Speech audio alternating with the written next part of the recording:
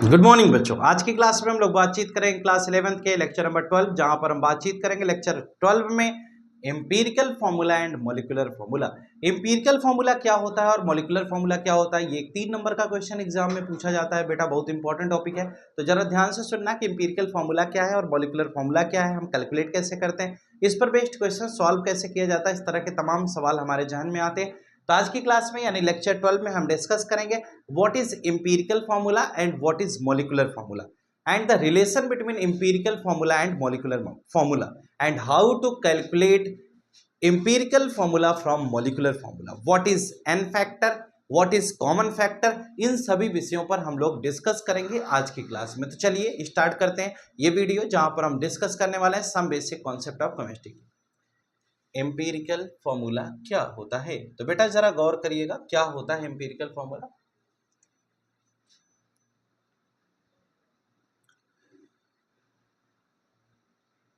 देखिए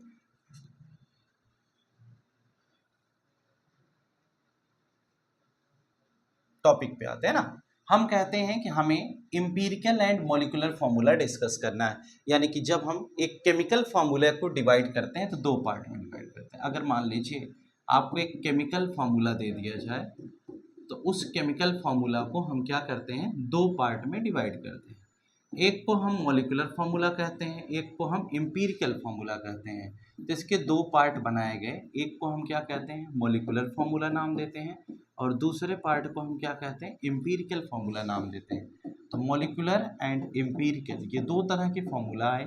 अब molecular formula को हम क्या कहते हैं और एम्पिरिकल फार्मूला को हम क्या कहते हैं, इसी पर बात करेंगे।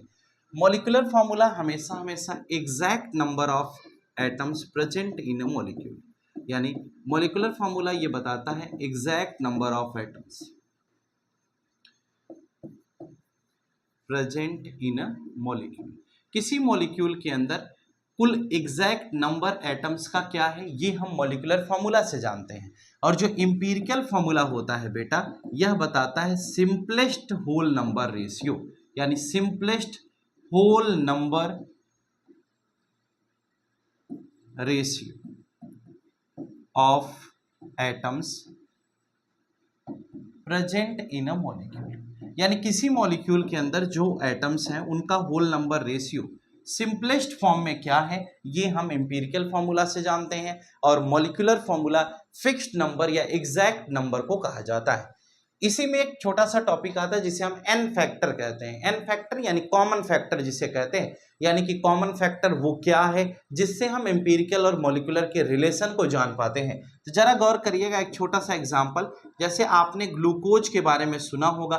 तो बेटा ग्लूकोज का फॉर्मूला C6H12O6 है।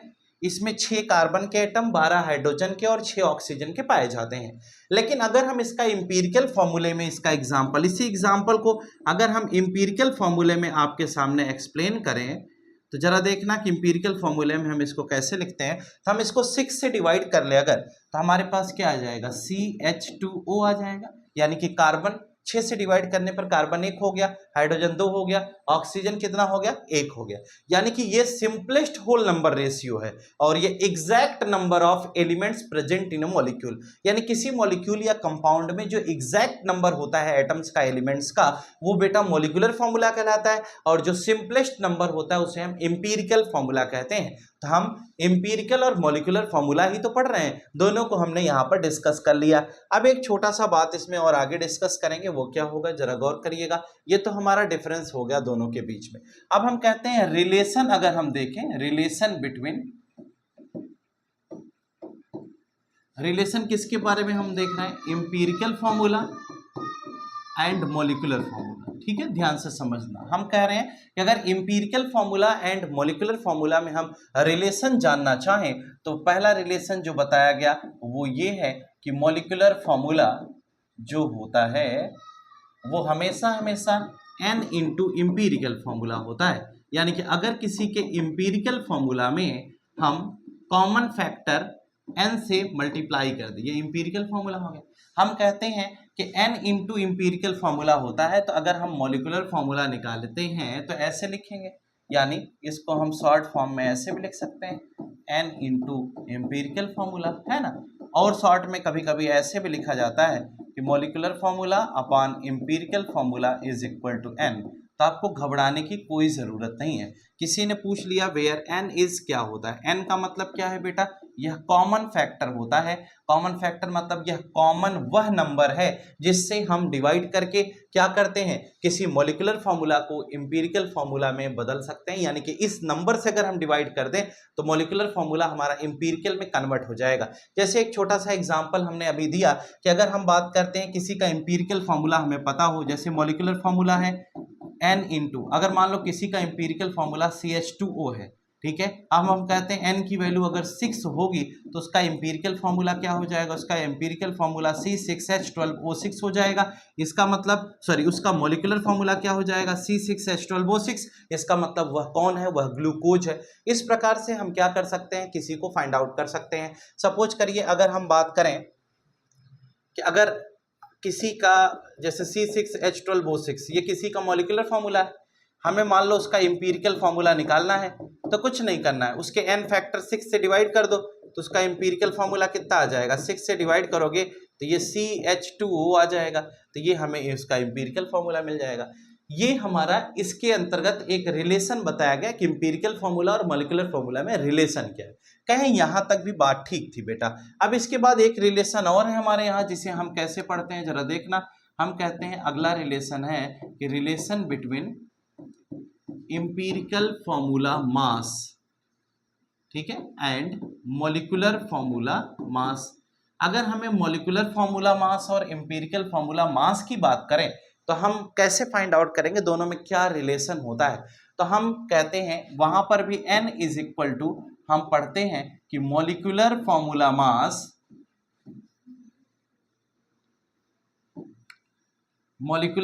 मास अपान बेटा क्या लिखोगे, एम्पिरिकल फॉर्मूला मास, ठीक है, एम्पिरिकल फॉर्मूला मास। यानी कि अगर हमें मान लो, जैसे एक छोटा सा केस समझिएगा, किसी का मॉलिक्यूलर फॉर्मूला मास हमें दे दिया, ठीक है, वो दे दिया 98 100 कुछ भी दे दिया, ये लिख दिया। अगर हमें उसका एम्पिरिकल फॉर्मूला मास पता चल जाए तो हम n फैक्टर निकाल लेंगे। अगर हमें एम्पिरिकल फॉर्मूला मास पता चल जाए तो हम क्या निकाल सकते हैं, n फैक्टर निकाल सकते हैं, यानी कि जो कॉमन फैक्टर है वो निकाल सकते हैं। और अगर कॉमन फैक्टर पता चल जाए और एम्पिरिकल फॉर्मूला पता होगा तभी तो एम्पिरिकल फॉर्मूला मास आपने फाइंड आउट किया है ना, बिल्कुल सही बात है। और अगर हमें कॉमन फैक्टर n पता हो जाएगा तो एम्पिरिकल फॉर्मूला जो हमें दिया गया जिससे हम मास निकाल पाए उससे हम n को मल्टीप्लाई कर देंगे तो हमें मॉलिक्यूलर फॉर्मूला भी मिल जाएगा। यानी कि मास के रिस्पेक्ट में भी हम फॉर्मूला ऑब्टेन कर सकते हैं, इसलिए ये आपको तरीका बताया गया, ठीक है। तो एम्पिरिकल फॉर्मूला मास से अगर मॉलिक्यूलर फॉर्मूला मास को डिवाइड कर दिया जाए तो हमें कॉमन फैक्टर n मिल जाता है, और उस n की वैल्यू को अगर हम एम्पिरिकल फॉर्मूला से मल्टीप्लाई कर दें तो हमें मॉलिक्यूलर फॉर्मूला मिल जाएगा। बहरहाल ये जो जितनी चीज़ें हम थ्योरेटिकली बता रहे हैं ये चीज़ें तभी समझ में आएंगी जब हम किसी क्वेश्चन के माध्यम से चीज़ों को हल करने का प्रयास करते हैं। अगर मान लीजिए कोई क्वेश्चन हमें दे दिया जाए और उस क्वेश्चन के बेसिस पर हमें काम करना हो तो हम रिजल्ट सही तरीके से ऑब्टेन कर लेंगे और एक अच्छा रिजल्ट ऑब्टेन कर सकते हैं। तो अब हम किसी क्वेश्चन के माध्यम से इसे समझने का प्रयास करेंगे। जैसे एक क्वेश्चन हम आपको लिख देते हैं और उस क्वेश्चन के बेसिस पर हम उसका मॉलिक्यूलर फार्मूला मास और एम्पिरिकल फार्मूला मास आपको दिखाएंगे, उसका मॉलिक्यूलर फार्मूला मास क्या होगा और उसका एम्पिरिकल फार्मूला मास क्या होगा, ठीक है। तो चलिए एक क्वेश्चन हम आपको देते हैं और उस क्वेश्चन के बेसिस पर हम इसे सॉल्व करने का प्रयास करें। पहले तो कोई छोटा क्वेश्चन करके देख लें जिससे कि हम आंसर तक पहुंच जाएं आसानी से, ठीक है। तो हम एक छोटा क्वेश्चन आपको दे देते हैं, तब तक आप अपनी एनसीईआरटी बुक में भी देख लेंगे तो वहाँ पर भी एक क्वेश्चन बहुत बढ़िया प्यारा सा क्वेश्चन दिया गया है, ठीक है, वो भी आप देख सकते हैं। या फिर हम एक क्वेश्चन आपको दे दे रहे हैं बेटा, उसको देखो कैसे हम सॉल्व करके आपको दिखाएंगे, ठीक है।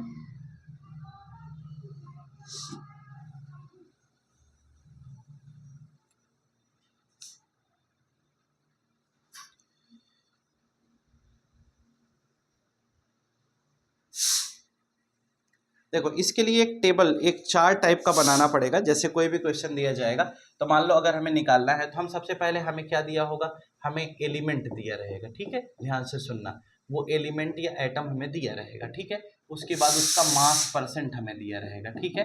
फिर हम उसका मास इन ग्राम निकाल लेंगे, ठीक है। जब मास ग्राम में निकल आएगा तो ग्राम में मास निकालने के बाद फिर हम मोल फाइंड आउट करेंगे, उसका मोल कितना होगा।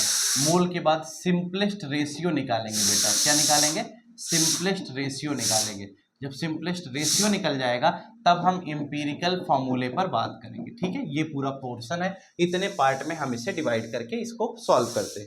सपोज करिए एक क्वेश्चन आपको लिखते हैं कि a compound X contains 32% of A and 20% of B and the remaining percent of C. यानी एक कंपाउंड एक्स है और वह ए बी सी, उसमें 3 ए, एक ए है, एक बी है, एक सी है। ठीक है, ए बी सी 3 तरह के एलिमेंट प्रेजेंट है। अब ए को दिया गया कि ए जो है उसमें वह 32% है। ए कितना है? 32% है।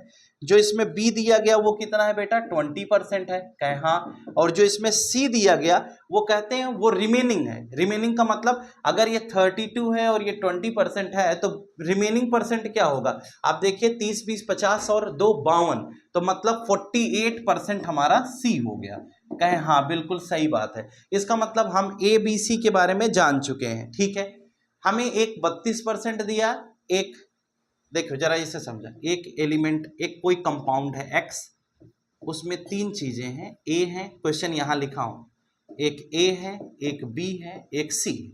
ए आपको कितना दिया? 32%, बी दिया है बेटा 20% और रिमेनिंग परसेंट यानी 48%, 100% में से माइनस कर देंगे तो सी हो जाएगा। दूसरी चीज ए बी सी का मास दिया है, ए 64 ग्राम, बी 40 ग्राम और सी ये 64 ग्राम है, ये 40 ग्राम है। और जो सी आपको दिया गया है उसका मास दिया है 32 ग्राम। हमने ये कहा कि 64, 40 और 32 ये हमें मास दे दिया गया। अब हम कहते हैं इस प्रकार से हमें ये चीज समझाई जा रही है, हम इस पर फोकस करेंगे और समझने का प्रयास करते हैं। तो जरा देखिए कि हमारा प्रोडक्ट क्या बनेगा, यानी कि हमें इसी क्वेश्चन को सॉल्व करना है। और क्वेश्चन कह रहा है कि then the empirical formula mass, यानी कि हमें इंपीरिकल फॉर्मूला निकालना है। ठीक है, इंपीरिकल फॉर्मूला अगर हमें फाइंड आउट करना है तो हम कैसे निकालेंगे? ठीक है, इंपीरिकल फॉर्मूला ऑफ एक्स, यानी ये जो x है इसका इंपीरिकल फॉर्मूला हमें निकालना है। बहुत आसान सा क्वेश्चन बेटा, फिर से सुनना। ये क्वेश्चन है, एक कंपाउंड हमें x दिया गया, उसमें a b c 3 चीजें प्रेजेंट है, यानी a b c उसके 3 एलिमेंट हैं।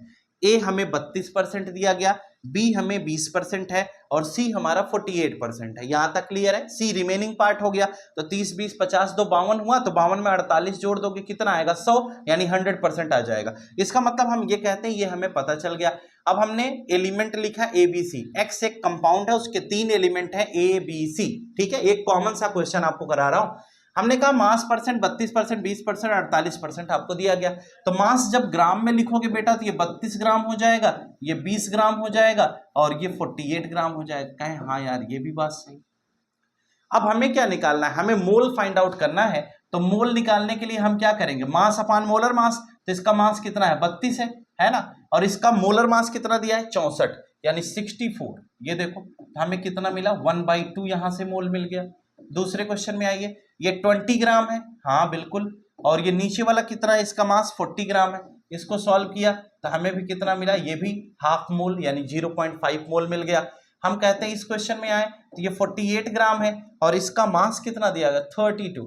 अगर हम इसको देखेंगे तो इसमें हमें क्या मिलेगा? इसमें भी हमें कुछ न कुछ ऑब्टेन करना है। तो हम कहते हैं अगर इसे हम सॉल्व करेंगे तो जरा देखना कैसे सॉल्व करेंगे। ये कटेगा तो ये 16 हो जाएगा बेटा और ये 24 हो जाएगा, है ना। और कट करोगे तो 8 3 होगा, ये 2 होगा, यानी कि 1.5 मोल यहाँ पर आ रहा है। यानी कि इस केस में हम देख पा रहे हैं कि ये हमारा कितना बन रहा है? 3/2 हो गया और यहां से हम 1.5 ऑब्टेन कर पा रहे हैं। इसका मतलब 1.5 ये आया, 0.5 ये आया और 0.5 ये आया। ठीक है, अब हमें यह समझना है कि हम सिंपलेस्ट रेशियो इसका निकालना है। अगर हमें इसका सिंपलेस्ट रेशियो निकालना होगा तो हम कैसे निकालेंगे? हम क्या करते हैं, इसका पहले होल नंबर में इसे कन्वर्ट कर लेते हैं, क्योंकि ये पॉइंट में है यानी फ्रैक्शन में है, तो हम इसको होल नंबर में कन्वर्ट करने के लिए तीनों जो निकली है वैल्यू इसको 2 से मल्टीप्लाई कर लेते हैं। तो ये 1 हो गया बेटा, देखो इसको भी 2 से मल्टीप्लाई किया तो ये कितना हो गया? 1 हो गया। इसको 2 से मल्टीप्लाई किया तो ये कितना हो गया? 3 हो गया ना। इसका मतलब 1 1 और 3 ये हम ऑब्टेन कर चुके हैं।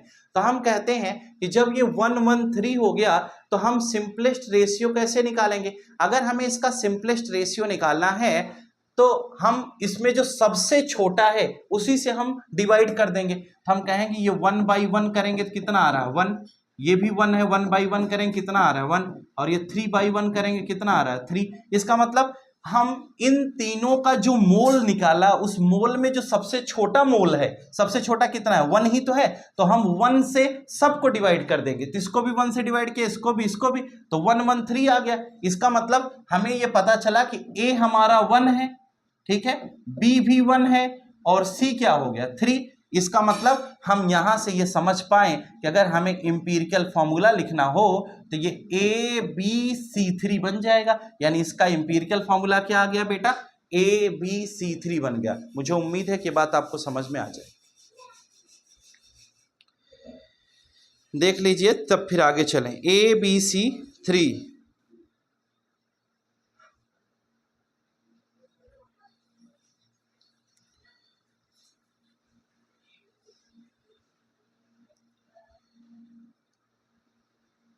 ठीक है, ये एक क्वेश्चन हो गया। इसको हमें लगता है कि आप समझ गए होंगे। एक क्वेश्चन हम आपको इस इंपीरिकल फॉर्मूला का और बता देते हैं। अगर मान लीजिए दूसरा क्वेश्चन हमें कैलकुलेट करना होगा तो हम कैसे कैलकुलेट करेंगे, ठीक है। ABC3 का ये क्वेश्चन था। हमें ये देखिए, सबसे पहली बात तो जो सबसे ज़्यादा जरूरी है जानकारी की है कि अगर क्वेश्चन आता है तो सबसे पहले ये जो आपको ये वाला पोर्शन बताया, ये यानी ये है ना, ये डिब्बा सब में बनेगा, ये वाला डिब्बा आपको सब में बनाना है। जब ये सब में बनाएंगे तो ऐसे पार्ट वाइज क्लासिफाई कर लेंगे, ठीक है। ये देखिए, इसको ऐसे किया था और ये हमारा ये हो, ठीक है, ये सिंपलेस्ट रेशियो वाला ये हो, ठीक है। फिर इसको ऐसे 20 से ऐसे चीर दो, ठीक है, जिससे आपको समझने में आसानी रहे। इस प्रकार से अगर डिवीजन करेंगे तो आपको बहुत बेहतरीन समझ में आएगा, ठीक है। बहुत एकदम सिंपल सा ट्रिक बताया हूँ इसको सॉल्व करने का। एक दूसरा भी क्वेश्चन इंपीरिकल फार्मूला का दे देता हूँ। 3 नंबर का ये सवाल बेटा एग्जाम में पूछा जाता है, तो घबराने का नहीं, क्वेश्चन हम सॉल्व कर लेंगे। हम तीसरे क्वेश्चन पे आते हैं, तो पहले हम क्वेश्चन लिख देते हैं इस बार। अगला क्वेश्चन जरा देखना। An organic compound contains 80% carbon and the remaining percentage of hydrogen. यानी एक ऑर्गेनिक कंपाउंड है, कोई भी ऑर्गेनिक कंपाउंड हमें ले लेना है। उस ऑर्गेनिक कंपाउंड में बताया क्या गया, 2 चीजें हैं, ठीक है। 80% क्या है, कार्बन है, और रिमेनिंग परसेंट क्या है, हाइड्रोजन है। तो इसका मतलब उसमें 20% क्या हो जाएगा, हाइड्रोजन हो जाएगा। भाई 100% बनेगा तो 80% कार्बन है, 20% हाइड्रोजन है। क्वेश्चन पूछा गया, the empirical formula of this compound is. इस कंपाउंड का आपको इंपीरिकल फॉर्मूला बताना है। कुछ क्वेश्चन में है ही नहीं। देखो, अगर एक कार्बन है बेटा तो कार्बन का मास कितना लिखोगे, 12 ग्राम, है ना, मोलर मास जब लिखते हो। और हाइड्रोजन का 1 ग्राम अपना परफेक्ट होता ही है, इसमें कोई संशय का विषय नहीं है। आओ, बहुत छोटा सा क्वेश्चन आपके लिए लिया हूं, और ये क्वेश्चन आपको खट्टा समझा दूंगा। ये देखिए, बहुत आसान सा है वही, लेकिन हाँ, छोटा हो चाहे बड़ा हो, काम तो सब में उतना पड़ा ही है। सबसे पहले हमने कहा कि सबसे पहले हम एलिमेंट लिखते थे, कहे हाँ लिखते थे। दूसरे पर बेटा हम मास परसेंट लिखते थे, कहे हाँ लिखते थे। तीसरे पर मास इन ग्राम लिखते थे, कहे हाँ लिखते थे। चौथे पर हम मोल लिखते थे, कहे हाँ लिखते थे। फिर सिंपलेस्ट रेशियो लिखते थे बेटा, वो भी लिखेंगे, है ना, रेशियो हो गया सिंपलेस्ट। और उसके बाद इंपीरिकल फॉर्मूला लिखते थे, कहे हाँ वो भी लिख दिया। अब हमने कहा कि अगर हमने इस प्रकार से इसको ये ब्रेक कर लिया। अब जरा गौर करिएगा, अगर हमने इस प्रकार से इसको तोड़ा तो हम कहते हैं इसको ऐसे से कर लो, ठीक है। अगर हमने इस प्रकार से इसको ब्रेक कर लिया तो हम इसमें 2 ही एलिमेंट है, तो इसको 20 से एक चीरा और लगा दिया। अब देखिए, अब आते हैं हम लौट कर क्वेश्चन पे। हमारे पास कार्बन कितना दिया गया है, एक एलिमेंट कार्बन है, दूसरा हाइड्रोजन है। कार्बन बेटा 80% है और हाइड्रोजन कितना है, 20% है ना। कार्बन 80% है तो ये कितना हो गया, 80 ग्राम हो गया, और ये कितना हो गया, 20 ग्राम हो गया, है ना। मोल निकालना है तो 80, और वो कितना है, 12 से इसको डिवाइड कर दोगे, है ना, तो यहां से वैल्यू मिलेगी। और ये 20 है, इसको 1 से डिवाइड करोगे तो ये देखो 20 ही आ रहा है। इसका मतलब आपको पता है कि ये 20 ग्राम है, अगर 1 से डिवाइड करोगे तो मोल में 20 मोल ही आएगा, और यहाँ 12 से अगर इसे डिवाइड करोगे तो आप जरा देखो डिवाइड करके कितना आ रहा है, ये 6 पॉइंट, ठीक है, 80 होगा, 6.6, यानी कि आप 5 के आसपास, 6.5 के आसपास में आ रहा है, ये 20 आ रहा है।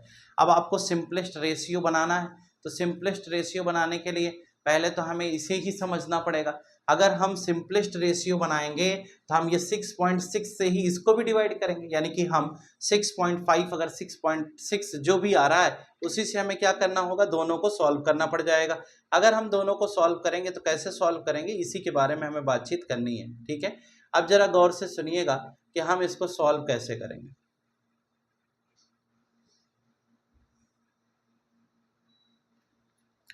सिंपलेस्ट रेशियो में हमें ले जाना है। यहाँ पर हम 20 ऑब्टेन कर चुके हैं, ये 6.6 है। अगर हम इसको 2 से मल्टीप्लाई करते हैं, जरा समझना, ये 13 हो जाएगा और ये 40 हो जाएगा।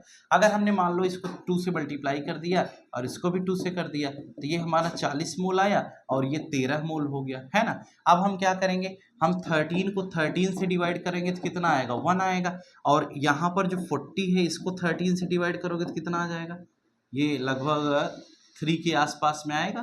ठीक है, तो ये 1 हो गया और ये क्या हो गया, 3 हो गया। अब ये 1 हो गया और ये 3 हो गया, तो कार्बन कितना हो जाएगा बेटा, C1 हो गया और हाइड्रोजन कितना है, 3 है। तो इसका मतलब हम इसे क्या करेंगे, हम इसका मतलब जो इम्पीरिकल फॉर्मूला इसका बनेगा उसे हम क्या कहेंगे, इम्पीरिकल फॉर्मूला इसका हो जाएगा CH3, यानी कि CH3। बस खत्म हो गया आंसर। देखो यहीं पर रोना है, जब आपने 12 से इसको डिवाइड किया तो ये 6.5 या 6.6 आ गया। तो 6.6 को अगर हम 2 से मल्टीप्लाई करेंगे लगभग 13 के आसपास आएगा। 13.01 राउंड ऑफ किया तो 13 हो गया। 2 से इसको भी मल्टीप्लाई कर दिया तो ये 40 हो गया। अभी हमने बताया था कि जो सबसे छोटा होगा उसी से हम दोनों को डिवाइड करते हैं। अब 13 ही छोटा है, ये 40 है, ये 13 है, तो कौन छोटा है, 13 छोटा है। तो हमने 13 को 13 से डिवाइड किया, 1 आ गया। और जो 40 था उसको भी 13 से डिवाइड किया, 13 39, यानी कि ये 3 आ गया। इसका मतलब कार्बन 1 होगा और हाइड्रोजन 3 होगा, तो CH3 हमारा इंपीरिकल फॉर्मूला बन गया। इस प्रकार से हम किसी भी क्वेश्चन को आसानी से अंजाम दे सकते हैं। या इंपीरिकल फॉर्मूला का एक दूसरा सवाल आपके सामने पेश किया जाता है। मुझे उम्मीद है कि आप इस क्वेश्चन को समझ गए।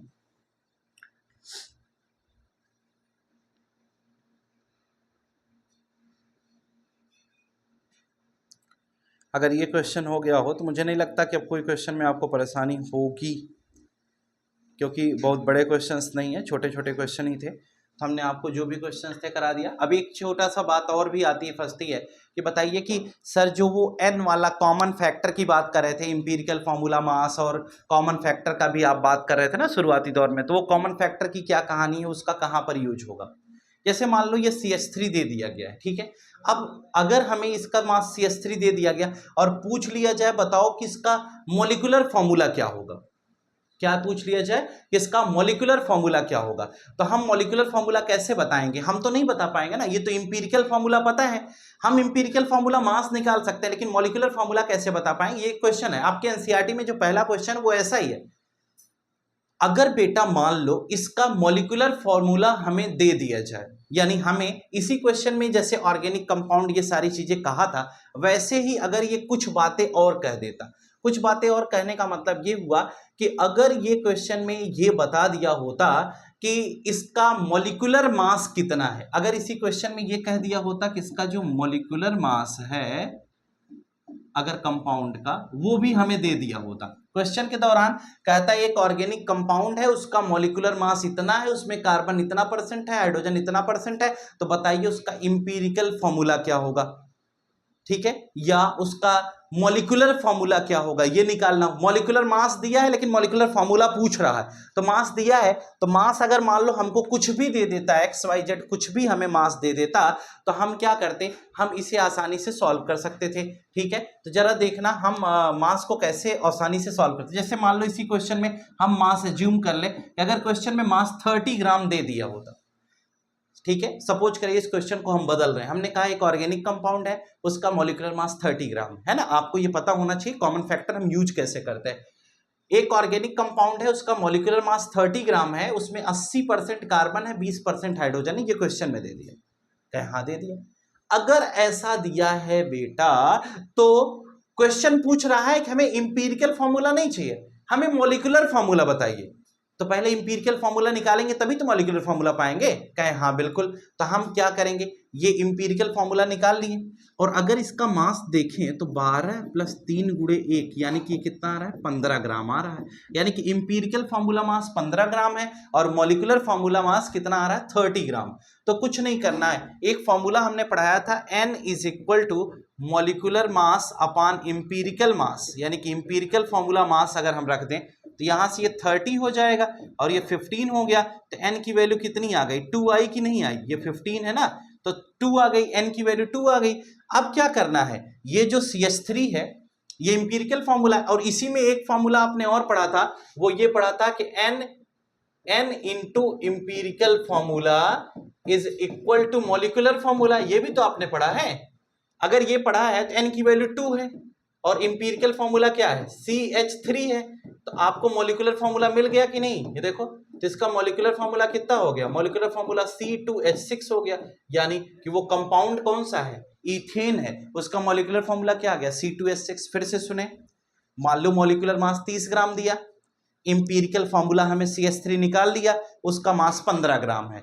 तो हमने पढ़ा था कॉमन फैक्टर निकालने के लिए molecular formula mass upon empirical formula मास। तो मॉलिक्यूलर फॉर्मूला मास 30 ग्राम है, इंपीरिकल फॉर्मूला मास कितना है, 15 ग्राम। दोनों को डिवाइड किया, कॉमन फैक्टर n की वैल्यू 2 आ गई। और n की वैल्यू अगर 2 आ गई बेटा, तो हमने क्या पढ़ा, n × empirical formula = molecular formula. अभी इसके पहले हमने रूल पढ़ाया था। हमें क्या चाहिए, मॉलिक्यूलर फॉर्मूला चाहिए, तो इंपीरिकल फॉर्मूला CH3 है, n की वैल्यू जो कॉमन फैक्टर 2 आया उसी से इसको मल्टीप्लाई कर दिया, तो मॉलिक्यूलर फॉर्मूला देखो कितना निकल के आ गया, C2H6 आ गया। यानी इसका मतलब वो कंपाउंड जो ऑर्गेनिक कंपाउंड दिया गया था वह क्या था, इथेन था। इस प्रकार से हम किसी क्वेश्चन को बड़े ही आसानी से अंजाम तक पहुंचा सकते हैं।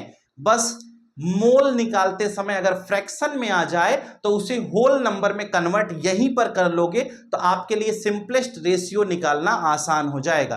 तो जब मोल निकालते हो, अगर वो पॉइंट में फ्रैक्शन में कुछ ऐसा आता है तो उसको सीधा होल नंबर में यहीं पर कन्वर्ट कर लो, फिर सिंपलेस्ट रेशियो निकालो। आपको बिल्कुल जानदार तरीके का जवाब मिलेगा, आंसर मिलेगा और आप इस चीज को सॉल्व भी कर लेंगे। मुझे उम्मीद है कि आपको हमारे द्वारा बताई गई ये बात बिल्कुल बढ़िया समझ में आ गई होगी। अगर बेटा समझ में आ गई हो तो ये इंपीरिकल फॉर्मूला का कॉन्सेप्ट भी आप समझ गए होंगे और इस पर बेस्ड क्वेश्चन आने वाले समय में आप गलत नहीं करेंगे। ठीक है, ये 2 टाइप का क्वेश्चन बताया, एक में केवल इंपीरिकल फॉर्मूला निकालना सिखाया और दूसरे क्वेश्चन में हमने आपको बताया कि अगर हमें मॉलिक्यूलर मास दिया है, देखो फिर से सुनना, जैसे एक कंपाउंड दे देगा उसमें तुम्हें मॉलिक्यूलर मास दे देगा। जैसे एक कंपाउंड दिया कि एक कंपाउंड है ऑर्गेनिक कंपाउंड, उसमें कार्बन 80% है, 20% हाइड्रोजन है, उसका मॉलिक्यूलर मास 30 ग्राम है। हम कहते हैं कार्बन का जो मास होता है, मोलर मास, वो 12 ग्राम, हाइड्रोजन का 1 ग्राम। ये हमने पढ़ा है, कहें हाँ पढ़ा है। उसके बाद बेटा ये चार्ट जो हमने बताया आपको बनाना, इस चार्ट को बनाया तो मोल निकाला तो 6.6 आ रहा था, तो 2 से मल्टीप्लाई किए तो अप्रॉक्सीमेटली 13 हो गया राउंड ऑफ करने पर, यहां से 40 ये आ गया। तो हमने कहा 13 जो सिंपलेस्ट नंबर है होल नंबर, उसी से हम क्या करते हैं, दोनों के रेशियो को डिवाइड करेंगे, दोनों के मोल को डिवाइड करेंगे। तो ये 13 है तो 13 को 13 से डिवाइड किया तो 1 आ गया। ये 40 आया था तो 40 को 13 से डिवाइड किया 3 आ गया। इसका मतलब कार्बन 1 एटम है और हाइड्रोजन के कितने हैं, 3 है। अगर कार्बन के 1 है, हाइड्रोजन के 3 है, इसका मतलब ये क्या हो गया, CH3 हो गया। और CH3 का इंपीरिकल फॉर्मूला CH3 हुआ। अब इसका मास निकाला तो 15 ग्राम, इसका मास 30 ग्राम, तो 30 को 15 से डिवाइड कर दिया। ये देखो ये भी फॉर्मूला शुरुआती दौर में पढ़ाया था। तो कॉमन फैक्टर n कितना आ गया, 2 आ गया और उस 2 से हम इंपीरिकल फॉर्मूला में मल्टीप्लाई कर दिए तो मॉलिक्यूलर फॉर्मूला C2H6 आ गया। मुझे उम्मीद है कि आपको हमारी ये बात समझ में आ गई होगी। तो बेटा ये था molecular formula and empirical formula. ठीक है, बहुत अच्छा टॉपिक था मॉलिक्यूलर फार्मूला और इंपीरिकल फार्मूला। ठीक है, तो इसके बारे में हमने आपको समझा दिया। ठीक है, इसी में एक छोटा सा टॉपिक हम आपके साथ और डिस्कस कर लेते हैं, वो पार्ट हमारा छूट गया है पीछे। ठीक है, तो उसको हम पढ़ा देते हैं, नहीं तो फिर वो पेंडिंग में रह जाएगा, क्योंकि उसके लिए अलग से फिर लेक्चर नहीं बनाएंगे हम। ठीक है, तो उसमें है परसेंटेज कंपोजिशन, एक टॉपिक है। ठीक है, वो आता रहेगा तभी आप इसको अच्छे से कर पाएंगे। ठीक है, क्वेश्चन है परसेंटेज कंपोजिशन। तो परसेंटेज कंपोजिशन में हम क्या पढ़ते हैं जरा ये समझना। जैसे इसमें ये बताया गया कि हम मास परसेंट एक्चुअली निकालते हैं, इसमें मास percent of element of compound. कोई एलिमेंट, हमें किसी कंपाउंड का कोई एक एलिमेंट होगा, उसका मास परसेंट निकालना होगा। तो हम क्या करेंगे, हम कहेंगे मास ऑफ एलिमेंट, जो एलिमेंट है उसका मास कितना है, मोलर मास की बात करें, and total mass of compound, total mass of compound, उस कंपाउंड का मास कितना है और 100 से हम उसे क्या कर देंगे, मल्टीप्लाई कर देंगे। इस प्रकार से हम किसी का मास परसेंट निकालते हैं। जैसे मान लो CH4 दे दिया जाए और CH4 में आपसे पूछे कि परसेंटेज, यानी परसेंटेज कंपोजिशन ऑफ कार्बन, यानी कि हम कहते हैं कि परसेंटेज कंपोजिशन ऑफ कार्बन आपको निकालना है। तो परसेंटेज कंपोजिशन ऑफ कार्बन निकालना है, तो कार्बन का मास परसेंट या परसेंटेज कंपोजिशन इस फॉर्मूले में कितना है, तो कार्बन का मास कितना होता है 12 ग्राम, ठीक है, और CH4 का मास कितना है 16 ग्राम। यहाँ से 100 से मल्टीप्लाई कर देंगे, जो वैल्यू आएगी बेटा ये परसेंटेज कंपोजिशन कार्बन की हो जाएगी। और अगर परसेंटेज कंपोजिशन ऑफ हाइड्रोजन निकालना है तो ये 1 हो गया, ठीक है, और कितने हैं हाइड्रोजन 4 हैं, तो 1 × 4 4 हो जाएगा, 4/16 × 100 कर देंगे, तो यहाँ से हमें इसका परसेंटेज कंपोजिशन मिल जाएगा। इस तरीके से हम क्या कर सकते हैं, किसी का भी परसेंटेज कंपोजिशन आसानी से फाइंड आउट कर सकते हैं। तो ये परसेंटेज कंपोजिशन निकालने का एक छोटा सा तरीका बताया गया। मुझे उम्मीद है कि आपको ये बात समझ में आ गई होगी। अगर परसेंटेज कंपोजिशन की ये कहानी क्लियर हो गई हो तो फिर आगे बढ़ेंगे और अगली बात हम क्या करेंगे, एक क्वेश्चन और हम ले लेते हैं। सपोज करिए हम आपको कह दें कि H2O दे दिया जाए, ठीक है, चलिए H2O अगर आपको दे दिया जाए और पूछा जाए कि हाइड्रोजन और ऑक्सीजन का परसेंटेज कंपोजिशन कितना है, तो आप कहोगे परसेंटेज कंपोजिशन, जब आप हाइड्रोजन का निकालोगे बेटा तो परसेंटेज कंपोजिशन ऑफ हाइड्रोजन लिखोगे। तो हाइड्रोजन का मास परसेंट देख लो कितना आ रहा है, यहाँ से हमने देखा कि हाइड्रोजन कितना है 2 ग्राम है, तो 2 ऊपर लिख दिया। वाटर का पूरा मास कितना होता है 16 2 18 × 100 कर देंगे, तो हमें परसेंटेज कंपोजिशन किसका मिल जाएगा, हमें परसेंटेज कंपोजिशन हाइड्रोजन का मिल जाएगा। और दूसरा केस ये है कि परसेंटेज कंपोजिशन अगर हमें निकालना हो परसेंटेज कंपोजिशन ऑफ ऑक्सीजन, है ना, तो ऑक्सीजन 16 होता है, तो 16/18 कर देंगे, 100 से मल्टीप्लाई कर देंगे, तो यहाँ से इसका परसेंटेज मिल जाए। इस प्रकार से हम क्या कर सकते हैं, परसेंटेज कंपोजिशन किसी का भी आसानी से कैलकुलेट कर सकते हैं। सपोज करिए हमें CO2 दे दिया जाए, अब CO2 में पूछा जाए कि बताइए परसेंटेज कंपोजिशन ऑफ कार्बन कितना होगा। अगर हम कार्बन का परसेंटेज कंपोजिशन निकालेंगे तो कार्बन का मास कितना होता है 12 ग्राम, और ये कितना हो जाएगा 44, यहाँ से मल्टीप्लाई करेंगे 100 से, तो 12/44 × 100 हो गया। और दूसरे में हम परसेंटेज कंपोजिशन ऑफ ऑक्सीजन निकालेंगे, तो ऑक्सीजन कितना है, एक का 16 होता है, 2 ऑक्सीजन है तो 32 हो गया बेटा, तो 32/44 × 100 हो जाएगा। यहाँ से जो वैल्यू मिलेगी हमें, यही तो दोनों का परसेंटेज कंपोजिशन है, और दोनों का अगर हम सम कर देंगे तो हमें टोटल वैल्यू मिल जाएगी। इस प्रकार से हम क्या कर सकते हैं, पूरा का पूरा केस आसानी से समझ सकते हैं। उम्मीद है कि हमारी बात आपको जानदार तरीके से, शानदार तरीके से समझ में आ गई होगी। और अगर ये बात आपको समझ में आ गई है तो हम इसके और आगे चलेंगे और आगे की बातचीत करेंगे।